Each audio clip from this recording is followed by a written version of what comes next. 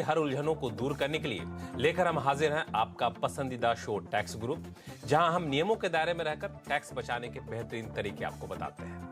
नमस्कार, मैं हूं लक्ष्मण राय और आज आपके सवालों का जवाब देने के लिए हमारे साथ होंगे जाने माने टैक्स एक्सपर्ट अहमदाबाद से जुड़ रहे हैं मुकेश पटेल जी। मुकेश पटेल साहब, आपका स्वागत है हमारे इस खास शो में।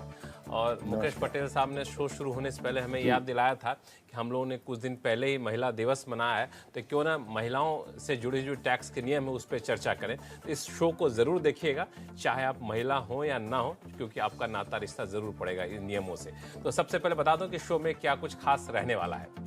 हाउसवाइफ जो सेविंग करती हैं या इन्हें जो गिफ्ट मिलता है, क्या उस पर भी लगेगा टैक्स? पीपीएफ और सुकन्या समृद्धि योजना में निवेश करने पर कैसे बनेगी टैक्स की देनदारी? और साथ में बताएंगे कि लॉन्ग टर्म कैपिटल गेंस यानी एलटीसीजी पर किन किन हालात में मिल सकती है टैक्स से छूट। इन सारे मुद्दों पर बातचीत करेंगे, लेकिन सबसे पहला मुद्दा, जैसा कि हमने शो की शुरुआत में आपको कहा था, महिलाओं से जुड़ा हुआ मामला है। तो दरअसल भारत में बहुत बड़ी संख्या में परिवार है, 25 करोड़ परिवार माने जाते हैं, और अधिकांश परिवार की घरेलू देखरेख की जिम्मेदारी जो है वो महिलाओं को होती है। और इसके वजह महिलाओं को घर खर्च का पैसा दे दिया जाता है जो कमाई करने वाले पुरुष होते हैं। लेकिन महिलाओं में एक खास आदत होती है, वो होती है कि कुछ बचत कर लिया जाए जो घर खर्च के लिए पैसा मिला है। अब वो बचत तो कर लिया, लेकिन कई बार सवाल ये उठता है कि इन बचत पर भी क्या इनकम टैक्स विभाग की नज़र रहती है? हालांकि बचत तो बड़ी छुपा के महिलाएं करती है।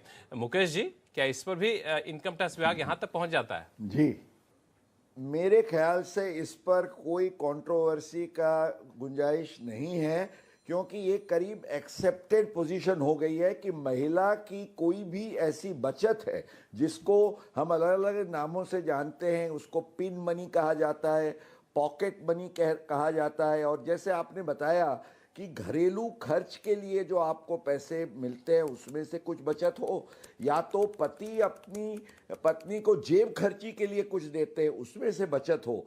एक बात निश्चित है लक्ष्मण जी कि ये बचत की हुई रकम पर आयकर विभाग को कोई आपत्ति नहीं है, कोई भी टैक्स नहीं लगेगा अगर ये रीजनेबल अमाउंट है। लेकिन अगर ये बचत करती हैं, लेकिन कई बार अगर महिलाएं समझदार हो चुकी हैं, हमारे टैक्स गुरु शो को देखती हैं, हमारे दूसरे योर मनी जैसे शो को देखती हैं, स्टॉक से जुड़े शो को देखती हैं, और उस बचत के पैसे से निवेश करना शुरू कर दे और इस निवेश पर आमदनी होना शुरू हो जाए, तो क्या उसको भी इनकम टैक्स विभाग छोड़ देगा?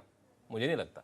एक बार आपने बचत की, उसको आपने जहां भी निवेश किया, तो फिर निवेश की आधार से उस कर पात्रता के जो नियम हैं, मान लीजिए कि आपने पीपीएफ या सुकन्या में लगाया तो उस पर टैक्स नहीं लगेगा, कोई टैक्स फ्री बॉन्ड में है तो टैक्स नहीं लगेगा, डिपॉजिट वगैरह में है तो टैक्स लगेगा, लेकिन महिला की ओवरऑल एग्जम्पशन लिमिट, रिबेट के फायदे सब।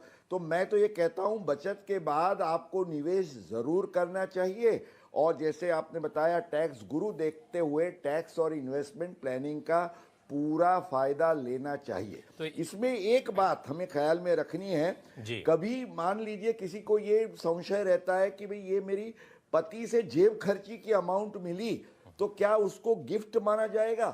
तो मेरे विचार से जब जेब खर्ची की कोई अमाउंट मिलती है और उसमें से बचत की जाती है तो वो क्लबिंग प्रोविजन नहीं लगेगा, क्योंकि ये जो अमाउंट है वो गिफ्ट नहीं है, it was a pocket money allowance. बिल्कुल, यही सवाल मैं आपसे पूछना चाह रहा था। भले पति से यही सवाल आपसे पूछना चाह रहा था कि जो पैसा मिला, पति से मिला मान लिया जाए, और पत्नी ने उसकी बचत करके उसको निवेश कर दिया, उस निवेश पर उनकी आमदनी होती है, तो क्या यहाँ पे क्लबिंग के नियम लागू होंगे? क्योंकि पैसा तो सोर्स उनके पति की आमदनी है।